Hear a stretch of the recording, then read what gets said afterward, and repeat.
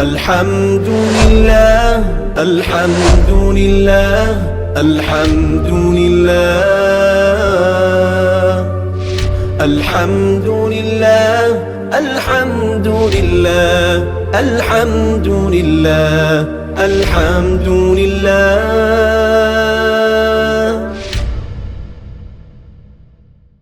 بسم اللہ الرحمن الرحیم. علم الصیغہ کا دوسرا باب ہے صیغوں کا بیان. اس کا 11واں سبق ہے امر حاضر کی گردان. یہ اس باب کا آخری سبق ہے. اسی کے ساتھ ہی یہ والا باب مکمل ہو جائے گا. دیکھیں حضرت یہاں پہ گردان لکھی ہے، تو چونکہ یہ عربی کے الفاظ تھے اس لیے ہم نے اس کے دو پارٹ نہیں بنائے، ایک اردو کا اور ایک عربی کا، کیونکہ دونوں جگہ ایک ہی چیز ہے. صرف یہ ہے کہ جو فارسی کی عبارت ہے اس میں 2-4 لفظ ہیں، وہ ہم انشاءاللہ اسی سبق کے ساتھ ہی اس کو کور کر لیں گے. تو یہ امر حاضر معروف کی پہلے گردان ہے. افعل، افعلا، افعلو، افعلی، افعلا، افعلنا. پہلی بات تو اب یہاں پر یہ سمجھیں کہ جو امر حاضر معروف ہے یہ بنے گا مضارع معروف سے، جیسا کہ آپ کو معلوم ہے. آئین کلمہ کے اوپر وہ تینوں حرکات آئیں گی. افعل بھی آ سکتا ہے جیسے از رب، جس طرح مضارع میں تھا نا، آئین کلمہ کے اوپر فتح بھی آتا ہے، آئین کلمہ کے اوپر ضمہ بھی آتا ہے، آئین کلمہ کے اوپر کسرہ بھی آتا ہے. تو امر کے اندر بھی آپ یہ تینوں کام ہی کر سکتے ہیں. افعل بھی آئے گا جیسے از رب، افعل بھی آئے گا جیسے افتح، اور اس کے علاوہ افعل نہیں آئے گا، بلکہ جیسا کہ آپ نے پڑھا تھا کہ جب مضارع میں عین کلمہ مضموم ہو تو امر جب بنائیں گے تو شروع میں جو حمزہ وصلی ہے اس کے اوپر ضمہ بھی آئے گا. تو اس کو آپ افعل بھی پڑھ سکتے ہیں جیسا کہ انصر. تو یہ گردان ہے. اور باقی یہ کہ امر حاضر معروف میں امر، بلکہ ساری ہی گردانوں میں صرف حاضر معروف کی بات نہیں ہے. جب آپ نے امر بنانا ہے تو آخر میں جس طریقے سے آپ نے حروف جوازم والا پڑھا تھا کہ حروف جوازم نون رابی کو گرا دیتے ہیں، آخر سے ساکن کر دیتے ہیں، جمع مونس کے اندر کوئی تبدیلی نہیں کرتی، سارے کے سارے قانون اس کے اوپر اپلائی ہوں گے.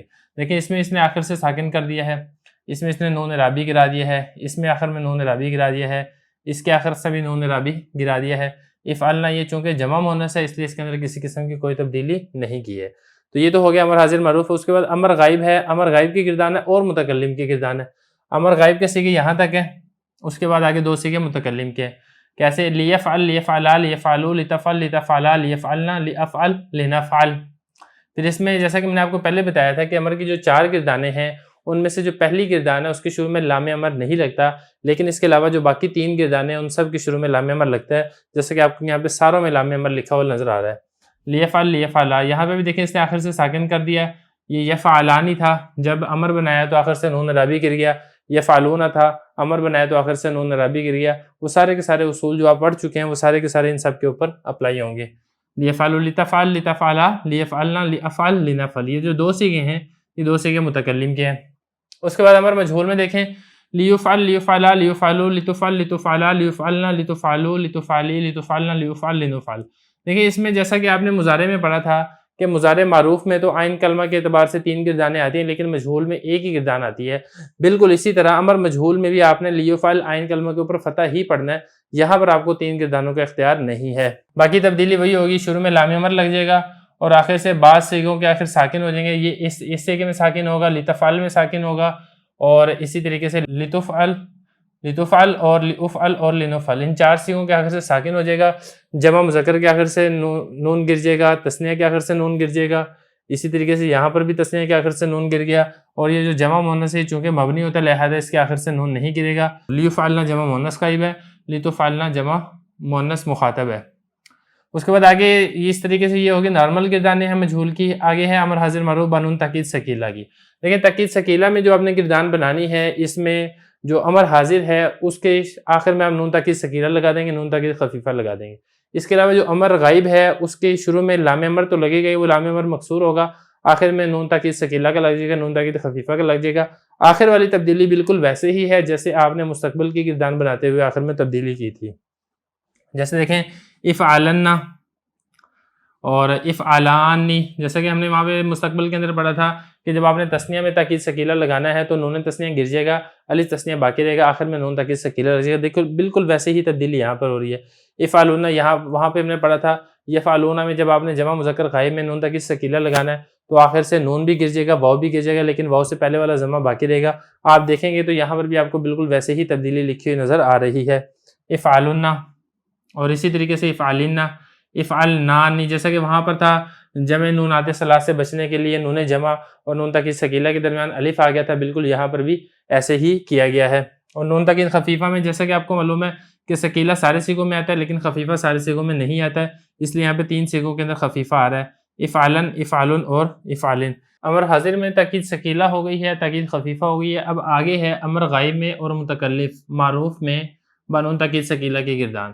تو دیکھیں فرق کوئی نہیں ہے، بس شروع میں لام امر کا لگ جائے گا اور آخر میں نون تاکید ثقیلہ کا لگ جائے گا۔ باقی طریقہ کار اور اسلوب بالکل وہی ہے جو آپ نے مضارع کو جب آپ نے مستقبل بنایا تھا اور اس میں تاکید ثقیلہ اور تاکید خفیفہ لے کر آئے تھے، جیسے کہ لیفعلن، لیفعلان، یہاں پر دیکھیں نون تاکید ثقیلہ کا لگا تو پہلے جو لام پر فتح ضمہ تھا اس کو فتح سے تبدیل کر دیا، تثنیہ میں دیکھیں نون تثنیہ گر گیا، الف تثنیہ کا باقی رہا، آخر میں نون تاکید ثقیلہ کا لگ گیا۔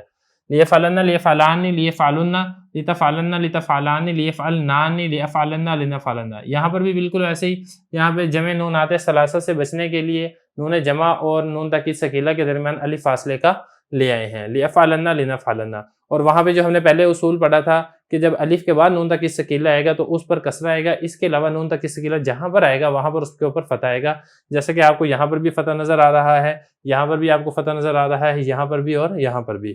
یہ تو تھی بات معروف کی، آگے مجہول کی گردان میں بالکل ایسے ہی ہے، امر مجہول بنون ثقیلہ، لیفعلن، لیفعلن، لیفعلان، لیفعلن تا آخر مثل مضارع مجہول۔ دیکھیں بات وہی ہے جیسے آپ نے مضارع مجہول کی گردان پڑھی تھی، بالکل ویسے ہی آپ بنون تاکید ثقیلہ امر مجہول کی بھی گردان پڑھیں گے، اور یہاں پر بھی وہی بات ہے کہ آئین کلمہ میں آپ کو اختیار نہیں ہے، آئین کلمہ کے اوپر آپ نے فتح ہی پڑھنا ہے، جیسا کہ آپ مضارع مجہول میں آئین کلمہ پر آپ فتح ہی پڑھتے ہیں، البتہ معلوم کے اندر آپ کو تینوں حرکتوں کا اختیار ہوتا ہے، جیسا کہ مضارع معلوم کی 3 گردانیں آتی ہیں۔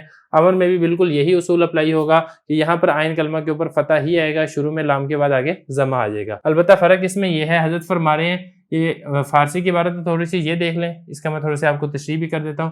تا آخر مثل مضارع مجہول جزاں کے لامش مکسورس، حضرت فرما رہے ہیں، یہ دیکھیں 3 سیغے لکھے ہیں امر مجہول کی گردان کے، تاکید ثقیلہ کی پوری گردان نے لکھی، فرمایا آخر تک آپ اسی طریقے سے گردان پڑھ سکتے ہیں، مثل مضارع مجہول جیسا کہ آپ نے مضارع مجہول کی گردان پڑھی ہے۔ فرق صرف اتنا ہے، لامش مکسورس کے امر کا جو لام ہے اس لام پر کسرہ آتا ہے، لیکن جب آپ مضارع کی تاکید ثقیلہ کرتے ہیں، تاکید خفیفہ کرتے ہیں تو اس کا لام مفتوح ہوتا ہے، جیسا کہ میں آپ کو مضارع کی گردان میں بتا چکا ہوں۔ آگے امر مجہول بنون تاکید خفیفہ کی گردان بھی آپ اسی طریقے سے پڑھ سکتے ہیں، لیفعلن، لیفعلن، لتفعلن، لیفعلن، لنفعلن تا آخر مثل مضارع مجہول، جیسا کہ آپ مضارع مجہول بنون تاکید خفیفہ میں آپ نے گردان پڑھی تھی۔ تو اس میں ایک چیز اور ذرا سمجھنے والی ہے کہ جو علم الصیغہ ہے اس میں بہت زیادہ اختصار ہے، اس میں تفصیل نہیں ہے، طالب علم کو بعض اوقات سمجھنے میں تھوڑی سی دقت پیش آتی ہے، تو اس کے لیے اگر آپ کو کہیں پر بھی تھوڑی سی سمجھنے میں دقت پیش آ رہی ہو تو میرے چینل کی پلے لسٹ پر آپ جائیں گے، وہاں پہ علم الصرف کی ایک مکمل پلے لسٹ ہے، وہاں پر 200 سے زائد انشاءاللہ آپ کو اسباق ملیں گے، جس میں تمام کے تمام قاعدے، تمام کے تمام اصول، تمام کی تمام گردانیں ایک ایک کر کے تفصیل کے ساتھ میں نے وہاں پر ذکر کی ہیں۔